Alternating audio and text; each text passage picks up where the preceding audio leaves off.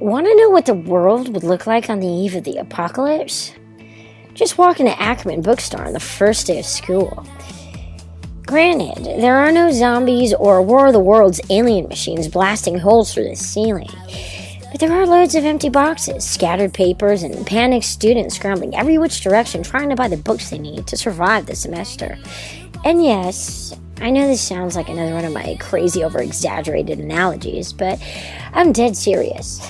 I even Instagrammed myself in the middle of the mob a minute ago just to prove to the universe that back-to-school insanity is real. This place is madness. Not only is the line out the door like 200 people long, but I just so happen to be the last person in it. That's right. Number 200 out of 200. So essentially, I'm never going to get out of here. And if I ever do, Indigo will probably look like the female version of Rip Van Winkle by the time I find her. Fact. I lean out of line for the 27th time to see if the blue and gold wearing staff guy at the entrance has actually allowed any more people in, or if he's still flirting with the same group of sorority girls he was 20 minutes ago.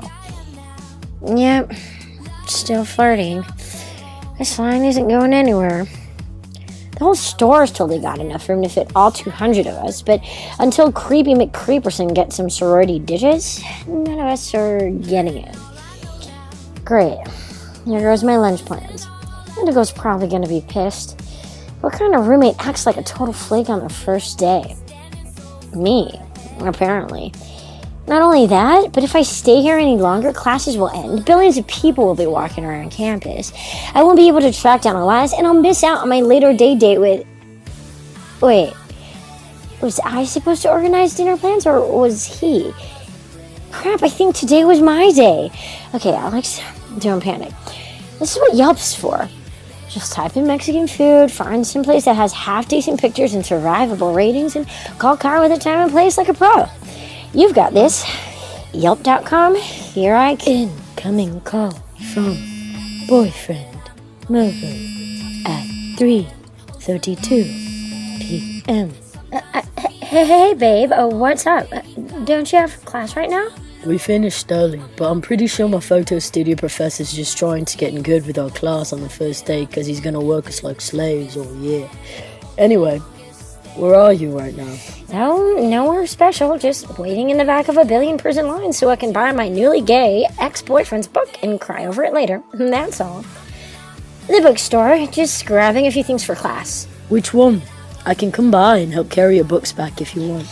As wonderfully chivalrous as that sounds, I have to say no, and I hate saying no to him. But I have my reasons. Like 150 reasons, but Professor Yakwood says brevity is important, so see below for my top 3. Reason number 1. I only have one book, and I'm pretty sure I can handle carrying it by myself. Reason number 2. Kai will freak out if he finds out what that one book is and who it's by. And reason number 3. If he hears the name Elias come out of my mouth in any sort of context, he'll flip. Why? Because I haven't exactly told him I ran into Elias yet. Not that I'm keeping it a secret or anything, because now that he's gay, it doesn't matter. Oh, wait, that came out wrong. I totally would have told Kai about seeing Elias, even if I hadn't found out he was gay, or if he wasn't gay at all. But sexual orientation aside, Kai's not really Elias' biggest fan. Remember that whole showdown they had back at Kai's apartment last year? Yeah, well, he never really got over that. Kai also never really got over Elias' ego or the way he treated me, so basically, things are better off if Kai doesn't hear about him. At all. You know what they say. What you don't know won't hurt you. Granted, I'm not too sure who they is, but whatever. Details. Bottom line is, this book isn't something Kai needs to know about. Besides, it's not like I'm cheating on him or anything by not spilling the deets about letters to Jersey, nor Elias. Keeping little secrets to yourself never hurt anyone. It's only the big ones that you have to worry about. Babe, that's really sweet, but you don't have to do that. I'm almost done here anyway. Why don't we just meet up at Cavell for lunch instead? My treat? Babe? Call ended at 3:40 p.m. Right behind you. Kai's hand grazes across the skin of my shoulder so lightly that 1,000 goosebumps break out across my skin.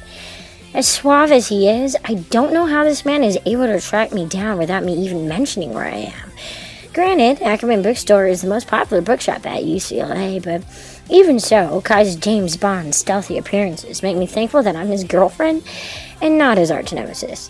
In fact, hey, you! How in the world did... Kai kisses my question quiet and hangs on my lips for a couple seconds before giving me an answer. Magic, he says. I loop my arms around his neck and lean into his gray Henley t-shirt. His whole body's warm, buzzing, and breathless from walking around in the afternoon sun.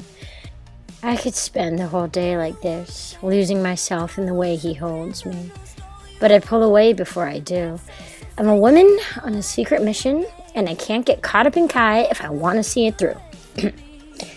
Stalker, I say. Kai's low, steady laugh radiates through my chest. You're the one who Instagrammed herself at the back of this line, darling. You're lucky I'm your boyfriend and not some crazy person. The location tracking on those apps these days is mildly disturbing. Want me to disable it for you? Yes, please. And this, ladies, is why I like dating older guys. They're wise about these kinds of things. They're protective, too, but not in the obscenely jealous way Elias used to be before he was gay. Guys like Kai make you feel safe, not smothered. So, what's this special book you're carrying in the 200-person line to buy? The newest Harper Lee novel? He asks. Kai lowers his head and looks at me like he genuinely believes I'd never lie to him. But my mind's reeling with altered versions of the truth. He can't know why I'm here. At least not right now. There's a time and a place for everything, but this little piece of everything is better left unsaid. Just something for my seminar. I don't even remember what it's called. Do you have the ISBN number? I can look it up for you on Kindle and save you an hour-long wait. Kai lifts up his phone and points at the screen. The first photo he took of us together on Christmas lights up in the background. My stomach twinges a little when I see it, which is weird because my stomach almost never twinges unless I'm nervous, and I shouldn't be nervous around Kai. I should be fine.